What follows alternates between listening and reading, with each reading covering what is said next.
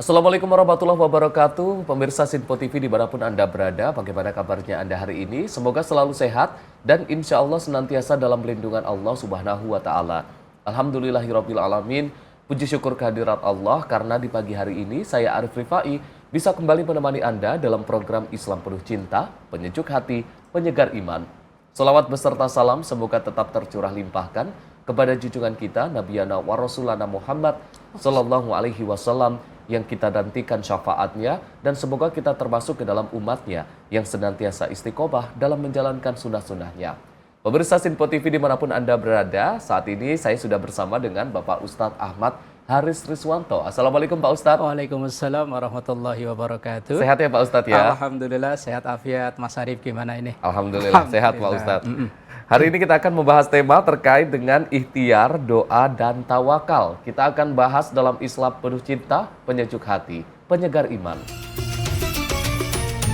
Pemirsa, manusia diperintahkan untuk berusaha, berdoa, lalu berserah diri kepada Allah Subhanahu wa Ta'ala. Namun dalam prakteknya ini kadang kita bingung kapan harus berikhtiar, kapan menerima takdir, dan bagaimana memahami arti dari tawakal ini. Islam mengajarkan keseimbangan antara usaha lahir serta ketundukan batin. Hari ini kita akan membahasnya terkait dengan ikhtiar, doa, dan juga tawakal yang akan langsung dijelaskan dan juga dibahas oleh Bapak Ustadz Ahmad Haris Riswanto. Kami persilakan Pak Ustadz. Baik. Assalamualaikum warahmatullahi wabarakatuh. Waalaikumsalam warahmatullahi wabarakatuh. Alhamdulillahilladzi wa kafa. Wassalatu wassalamu ala sayyidina Muhammadinil Mustafa wa ala alihi wa ashabihi ahli sidqi wal wafa, amma ba'du.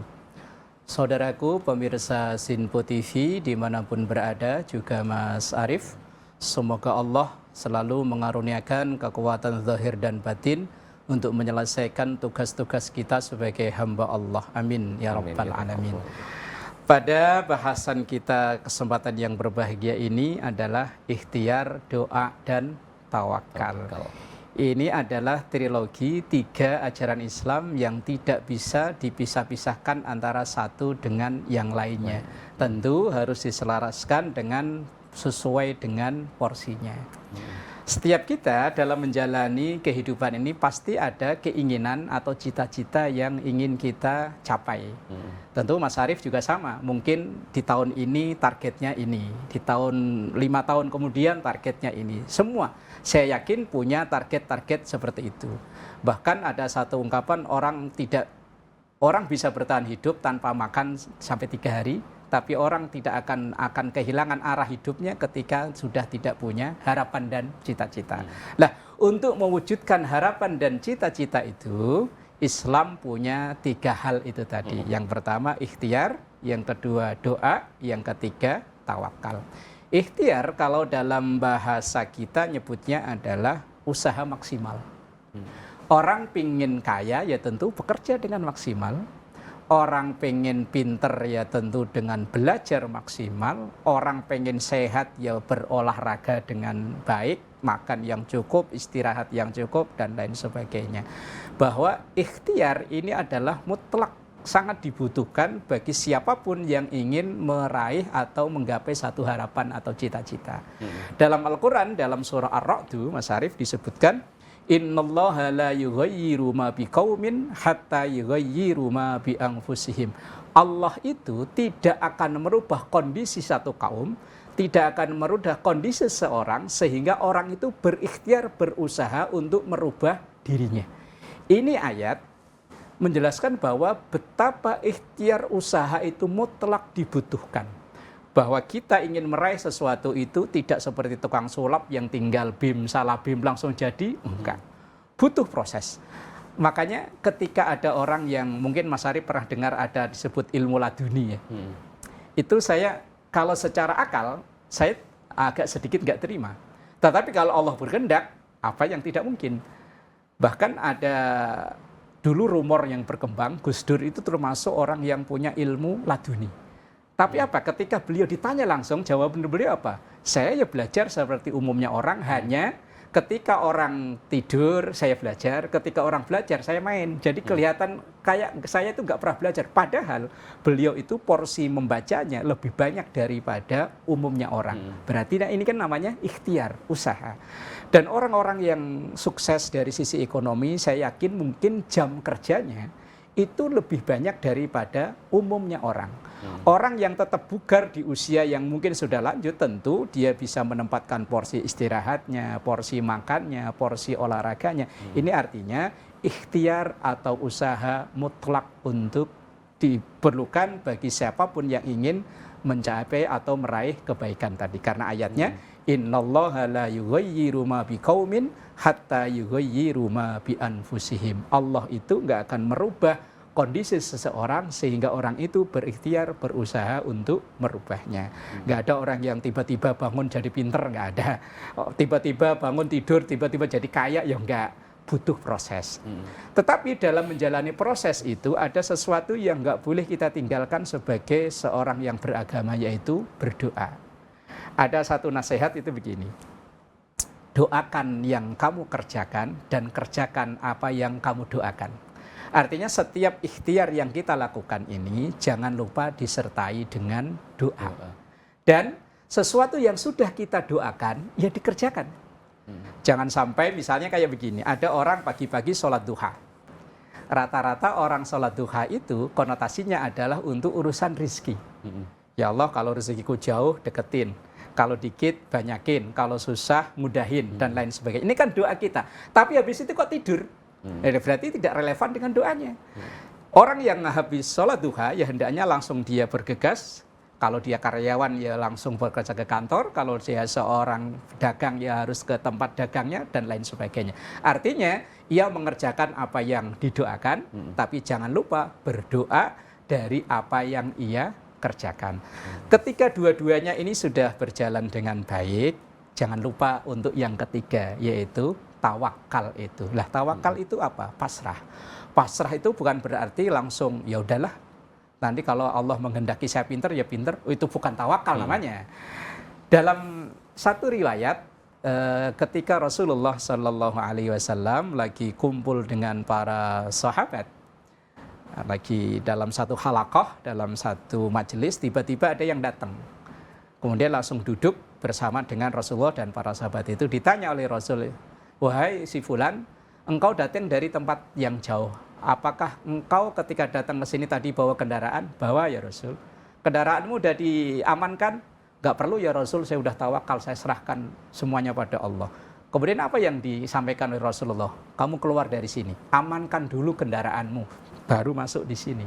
Artinya ikhtiar dengan mengunci. Kalau kita bawa motor, bawa mobil, kunci dulu di yang baik, kemudian parkirkan di tempat yang tersedia, kemudian baru berdoa, ya Allah semoga aman. Itu namanya ikhtiar dulu, berdoa dulu, habis itu baru tawakal. Lah kalau datang-datang langsung main tawakal aja, pasrah sama Allah, kunci motor tidak dikunci dengan baik, apalagi kunci masih ngegantung di motor, ya itu bukan tawakal, namanya sedekah memaling. Jadi dalam Islam itu tiga-tiganya ini harus berjalan dengan baik. Artinya pengen sukses ya harus ikhtiar. Agar kesuksesan ini ada keberkahannya, berdoa. Nah, kemudian tawakal itu sebagai fungsi bahwa kalau memang kita berhasil, insya Allah nggak sombong. Karena ini adalah karunia Allah. Dan kalaupun seandainya gagal, kita nggak putus asa. Itu fungsi dari tawakal itu. Kemudian ada satu ayat dalam Al-Quran, فَإِذَا أَزَمْتَ فَتَوَكَّلْ عَلَى اللَّهِ إِنَّ اللَّهَ يُحِبُّ الْمُتَوَكِّلِينَ. فَإِذَا أَزَمْتَ, ketika engkau punya satu cita-cita, satu keinginan yang luhur, yang ikhtiar sudah, doa sudah, maka fatawakkal 'ala Allah, pasrahkan hasilnya kepada Allah. Kita hanya berikhtiar, kita hanya berdoa, masalah hasil itu adalah urusan Allah. Seandainya berhasil, insya Allah kita nggak sombong. Kalaupun gagal, kita nggak putus asa. Kalaupun seandainya gagal, kita sudah dapat poin, yaitu dengan berikhtiar dan berusaha itu. Masalah gagal itu udah menjadi ketentuan Allah Subhanahu wa taala. Fa idza azamta fatawakkal 'ala Allah. Kemudian ada satu hadis yang hadis ini hendaknya bisa menjadi penyemangat atau bahkan penenang hati kita dalam menjalani kehidupan kita sehari-hari ini. Hadis ini diriwayatkan oleh Imam At-Tirmidzi. Rasulullah sampaikan begini. Lau annakum tatawakkaluna 'alallahi haqqa tawakkuli. Seandainya kalian itu benar-benar pasrah dengan sebenar-benarnya pasrah kepada Allah. Tapi dengan catatan tadi Mas Arif ya, pasrah itu enggak pasrah bongkoan. Kalau orang Jawa pasrah bongkoan. Tetapi didahului dengan ikhtiar dan doa. La razaqakum kama yarzuqut thair, maka Allah akan memberikan rizki kepada kalian seperti Allah memberikan rizki kepada burung.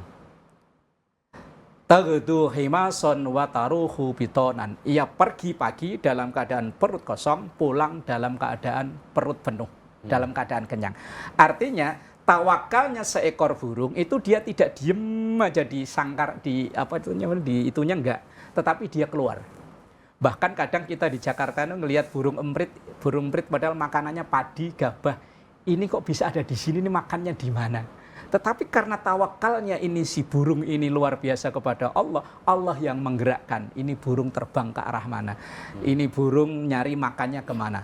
Tapi insya Allah bagi orang yang diawali dengan ikhtiar yang maksimal, kemudian berdoa, kemudian ia bertawakal, berpasrah kepada Allah Subhanahu wa taala, maka dalam hadis tadi, la razaqakum kama yarzuqut thair taghdu himasan wa taruhu bitonan. Allah akan mencukupkan urusan rizkimu. Wong burung itu dia tidak pernah nyimpen makanan. Walaupun dia ada banyak, ya makan secukupnya aja. Tapi itu tetap ia dipenuhi rizkinya oleh Allah. Wa ma min dabbatin fil ardi illa 'alallahi rizquha. Bahwa semua yang ada di permukaan bumi ini rizkinya udah dicukupi oleh Allah. Kalau kita sebagai manusia diciptakan oleh Allah sebagai makhluk tersempurna, ya diawali dengan usaha yang maksimal, habis itu doa, setelah itu baru ikhtiar. Insya Allah nanti bisa dilanjut kembali Mas Arif. Wallahu a'lam Bismillah. Masya Allah. Nanti kita akan lanjutkan lagi Pak Ustadz pembahasan dan juga obrolan kita terkait dengan tema kita pada hari ini. Pemirsa jangan kemana-mana. Usai jeda kita akan kembali lagi. Tetaplah bersama kami di Islam Penuh Cinta, penyejuk hati, penyegar iman.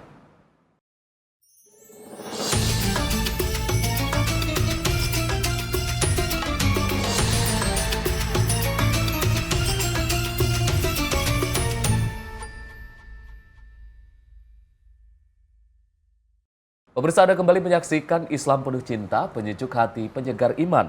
Masih membahas tema kita pada hari ini terkait dengan ikhtiar, doa, dan juga tawakal. Tadi Pak Ustadz sudah menjelaskan bagaimana makna dari ketiganya, bagaimana kita juga harus melakukan ketiganya, bukan hanya berdoa saja, bukan hanya tawakal saja, tapi kita juga harus berusaha. Tapi di samping usaha tersebut juga harus ada doa dan juga tawakal itu tadi. Pak Ustadz, kalau misalkan kita sudah berusaha, kita sudah berdoa, tapi apa yang kita usahakan itu hasilnya mungkin tidak sesuai dengan apa yang kita inginkan. Itu bagaimana sikap kita Pak Ustadz? Apakah kita memang ya sudah menerima takdir atau itu sebenarnya takdirnya memang seperti itu? Saudaraku pemirsa Sinfo TV dimanapun berada Mas Arif, bagaimana kalau sesuatu yang kita ikhtiarkan maksimal, doa sudah, tapi ternyata hasilnya berbanding terbalik dengan apa yang kita inginkan. Ini Mas Arif, ini ada satu cerita. Ini cerita sudah cukup lama, hampir sekitar 12 tahun yang lalu. Pada musim pemilu 2014. Itu ada salah satu calon legislatif. Saat itu mungkin dia udah berikhtiar, berkampanye, macam-macam dilakukan, doa, ikhtiar. Mungkin saya yakin dia minta doa ke Ustadz Ana, ke Kiai sana, saya yakin udah. Tapi ternyata saat itu dia gagal untuk melenggang ke Senayan. Saat itu dia marah luar biasa. Dengan seiringnya berjalannya waktu, setahun, 2 tahun, ketika tahun ketiga, ngelihat salah satu koleganya saat itu nyalek bareng dari partai yang sama, ternyata dikandangi sama KPK. Saat itu dia bersyukur. Alhamdulillah, kalau seandainya saya jadi, mungkin saya akan senasib dengan itu. Karena yang saya tuju, saya ada di situ. Saat itu, 2 tahun sebelumnya dia marah-marah, tapi saat itu dia mengucap, Alhamdulillah. Ini membuktikan apa? Begini ya. Ada satu ayat dalam Al-Quran begini, asa ang takrahu syai'a wa huwa khairul lakum. Bisa jadi apa yang kita benci, apa yang tidak kita suka, kegagalan itu kan semua orang benci kan, semua orang tidak suka. Tapi menurut Allah, wa huwa khairul lakum, itu adalah yang terbaik buat kamu. Saat itu si caleg itu tadi marahnya luar biasa karena mungkin dia sudah habis dana nggak sedikit, sudah berkorban tenaga, waktu dan pikiran dan sebagainya, ternyata gagal. Tetapi di tahun ketiga dia berbalik dengan mengucap alhamdulillah. Mungkin kita sering melihat tayangan-tayangan di YouTube atau apa, ada seseorang yang gagal untuk masuk ke PNS, ASN dia gagal, masuk ke mungkin kepolisian gagal, masuk ke militer gagal. Akhirnya dia menjalani sesuatu dengan penuh kemarahan, kebencian. Akhirnya dia dagang, mungkin ya. Dia bikin usaha kecil-kecilan yang dianggapnya orang remeh.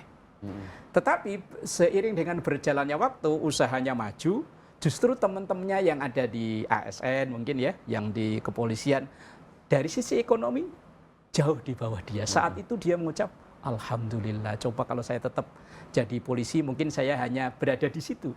Nah, artinya apa? Bahwa sesuatu yang hari ini tidak kita peroleh, sementara sudah kita ikhtiari, sudah kita usahain dengan maksimal, yakinlah Allah memilihkan kita tempat yang terbaik.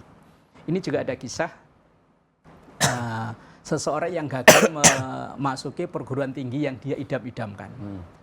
Karena dia termasuk orang yang terbatas ekonomi, akhirnya ya nggak banyak pilihan kan. Akhirnya dia merantau, kemudian bekerja sedapatnya ya dia lakukan. Tapi Allah berkehendak lain, ia menemukan seseorang yang bisa membuka jalannya dia untuk berada di dunia yang dia inginkan, yaitu di dunia pendidikan, walaupun nggak bisa lewat jalur melalui tadi itu perguruan tinggi yang dia inginkan, sampai akhirnya dia justru malah memimpin teman-temannya yang bisa lolos ke perguruan tinggi yang diharapkan itu tadi, Mas. Nah, ini beberapa contoh yang hendaknya kita bisa ridho, bisa legowo, walaupun memang untuk ridho, ikhlas itu butuh proses. Bahwa kalau seandainya kita gagal dalam sesuatu yang kita ikhtiarkan, yakinlah kita akan dipilihkan oleh Allah tempat yang lebih baik.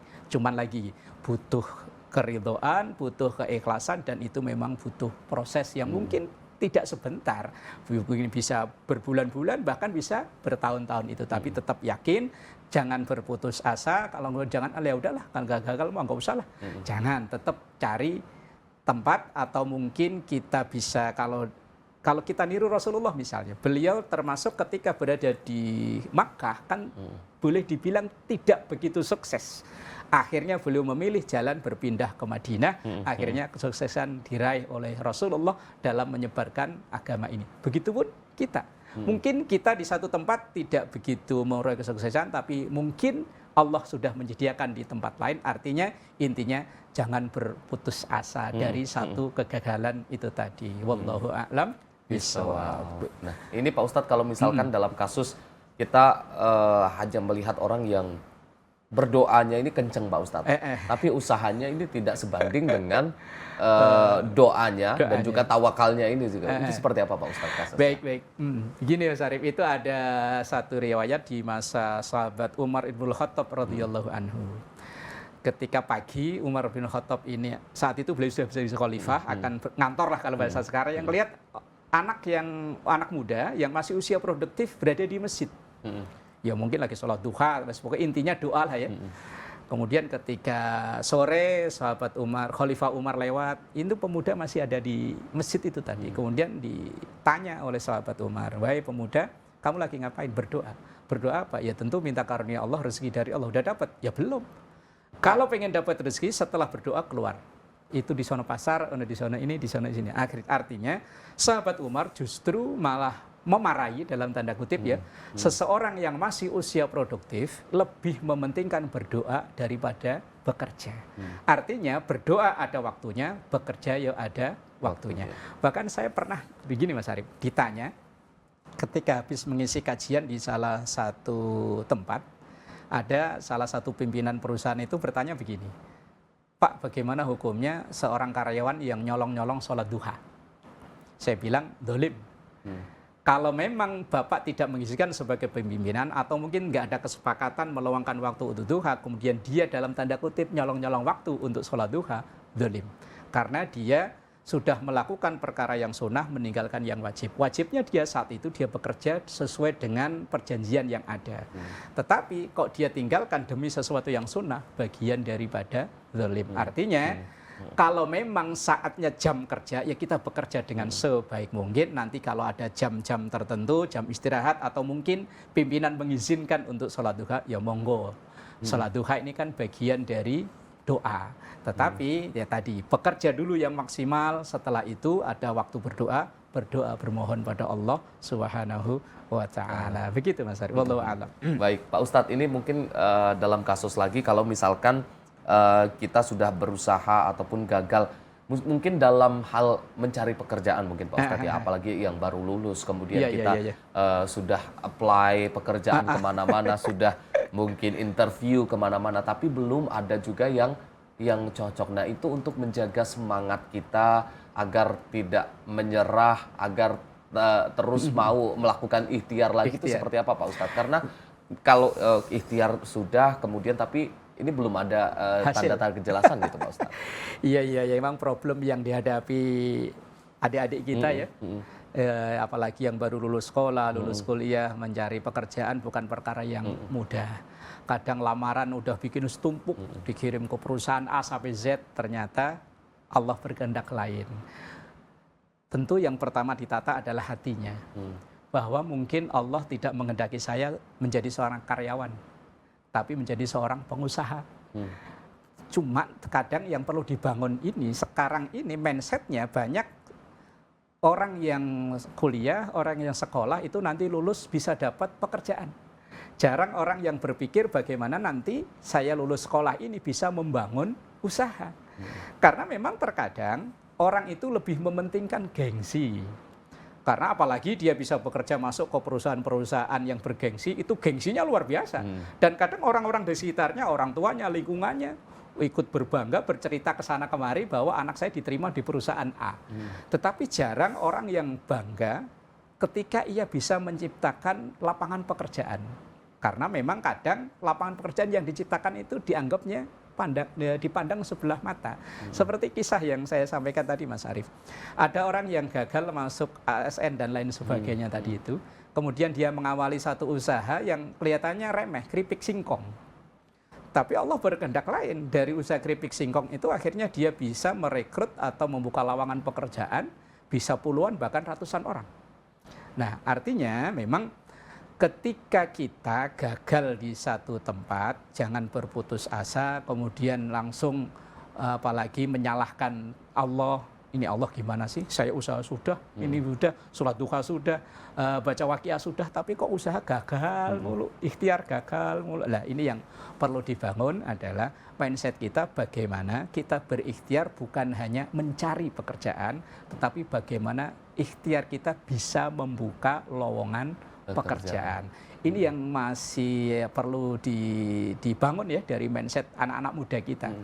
Tapi alhamdulillah kok di beberapa komunitas anak muda itu memang dia begitu lulus kuliah, lulus sekolah itu tidak mencari kerja, tapi bagaimana membuat peluang pekerjaan.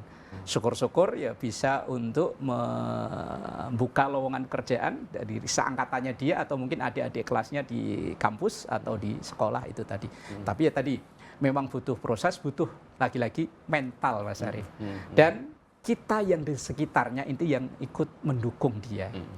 Jangan sampai hanya bangga bercerita ketika ia bisa diterima di satu pekerjaan tertentu, satu perusahaan tertentu, tapi tidak berbangga ketika ada orang yang memulai usaha tertentu yang memang terkadang ya tadi dipandang sebelah mata.